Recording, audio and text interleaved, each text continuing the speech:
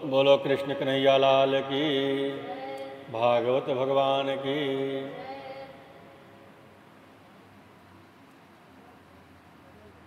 तो भगवान श्री कृष्ण जो हैं अर्जुन और भीम को और अर्जुन को ले गए जरासंध के यहाँ, और जरासंध और भीम में खूब युद्ध हुआ। भगवान बोले कि पास तो उसने तुम्हें ही किया था। तो भीमसेन बोले कि या तो भाग चलो, नहीं तो मैं अकेला भाग जाऊंगा। भगवान ने तिनका चीर कर इशारा किया। भगवान ने तिनका चीर कर इशारा किया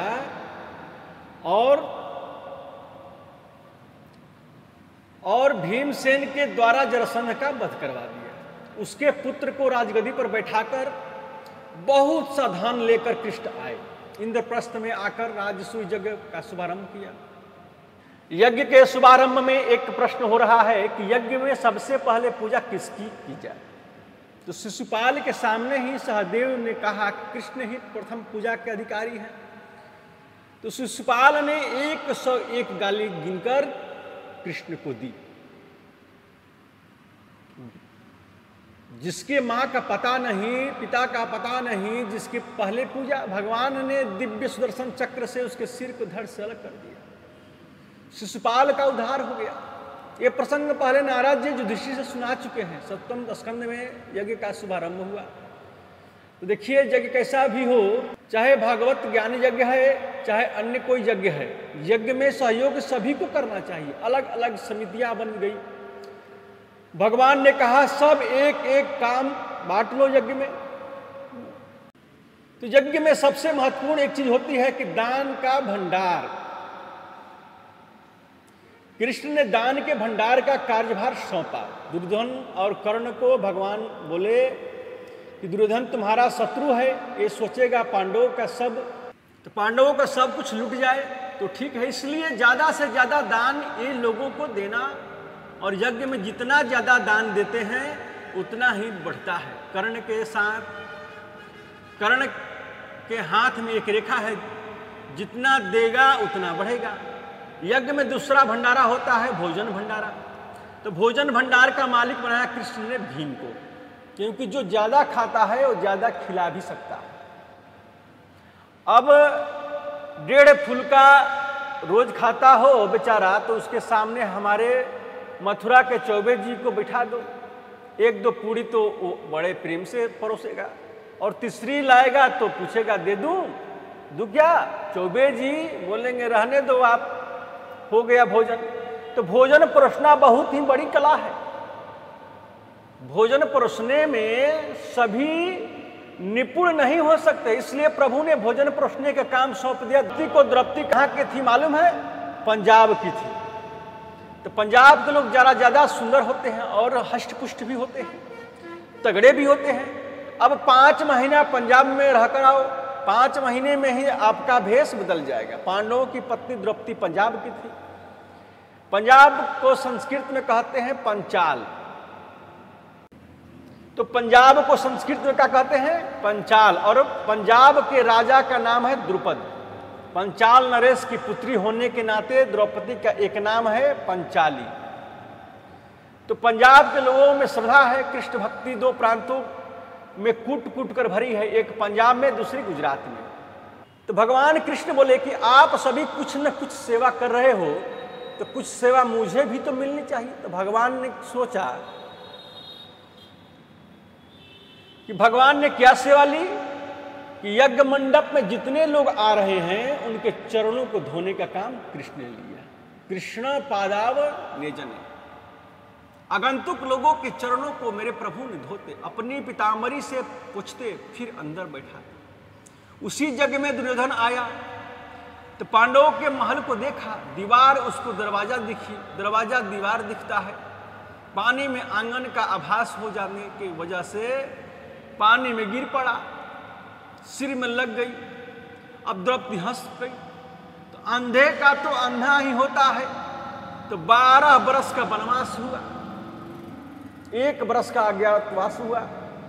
बड़ा भारी संकट पांडवों के जीवन में आया और 5 पांडवों के राज्य मिलने की परिस्थिति आई। श्री कृष्ण शांति दूत बनकर गए और शांति दूत बनकर परीक्षित युद्ध को रोकने का बहुत प्रयास किया। द्रौपदी की इच्छा थी कि युद्ध हो, भीमसेन चाहते थे कि युद्ध हो। भगवान ने दोनों से कहा कि एक तरफ रहेगी मेरी सेना, एक तरफ रहूंगा मैं भी युद्ध में कोई शस्त्र ग्रहण नहीं करूंगा। बलराम ने सोचा होगा तो वही जो कृष्ण चाहता है, तो फिर मैं क्यों अपने को व्यर्थ में विष में लाऊं। बलराम जी तीर्थ यात्रा पर चले गए। तो सुखदेव जी कहते हैं कि महाभारत इतना विचित्र युद्ध था परीक्षित कि बिना किसी विशेष कारण के 2 परिवारों का युद्ध। कौरवों ने पांडवों से द्वेष किया, पांडव आधे राज्य के अधिकारी थे, उन्हें दिया नहीं, तो इसी को लेकर एक द्वंद्व हुआ। लेकिन कृष्ण के चरण रूपी नौका का आश्रय लेने की वजह से तुम्हारे बाबा पांडवों को विजय मिली। मेरे गोविंद गोलोक धाम को चले गए, उनके बाद तुम्हारा जन्म हुआ। तुमने ऋषि के गले में मरा हुआ सांप डाल दिया, इसके लिए तुम्हें 7 दिन में मरने का श्राप मिला। और मैं तुम्हें कथा सुनाने आ गया। पहले दिन की कथा में सुखदेव जी ने आज की कथा से जोड़ दिया। परीक्षित एक ही बात है, गोविंद से मिलने की कामना मन में है ना, तो मन की डोर गोविंद से जोड़ो। बिना डोर जोड़े कृष्ण मिल नहीं सकता है, और मन की डोर गोविंद से जुड़ जाए तो साधन है। कीर्तन के द्वार मन को एकाग्र करो, मन की डोर कृष्ण के चरणों में बांधो, यही मुक्ति का साधन है। तो मथुरा में एक चौबे जी थे। चौबे जी ने शाम 5 बजे भांग घोट कर पी ली। सो भांग का नशा चढ़ गया, रात भर नौका चलाई। सवेरे के 5 बज गए तो देखा तो लोगों ने भीड़ लगना शुरू, विश्राम घाट पर लोगों को भीड़ है। चौबे जी ने लोगों से पूछा, भैया सुनना, अरे सुनियो लाला, ये कौन सी नगरी है? लोग बोले मथुरा। भैया ये कौन सा घाट है? बोले विश्राम घाट। चौबे जी ने बोले, भैयो क्यों भैया, हम तो रात के 5 बजे बैठे नौका में, गोकुल जाए के ताई हम चले गए, रात भर नौका उचली, सवेरे के 5 बज गए, गोकुल तो अभी आए ना, तुम कह रहे हो हम मथुरा में ही हैं। तो मेरी समझ में कुछ आए नहीं बात। लोग हंसने लगे चौबे जी पर। आपने नौका तो रात भर चलाई, लेकिन नौका की रस्सी जो किनारे खंबे में बंधी थी उसे खोलना भूल गए। रस्सी नहीं खोलेंगे तो गोकुल पहुंचेंगे कैसे? दूर नगरी, बड़ी दूर नगरी, कैसे आऊं रे कन्हाई, कैसे आऊं रे कन्हाई, तेरी गोकुल नगरी बड़ी दूर नगरी। गोपाल के चरणों में मन की डोर बंध जाए तो संसार आपके लिए जंगल है।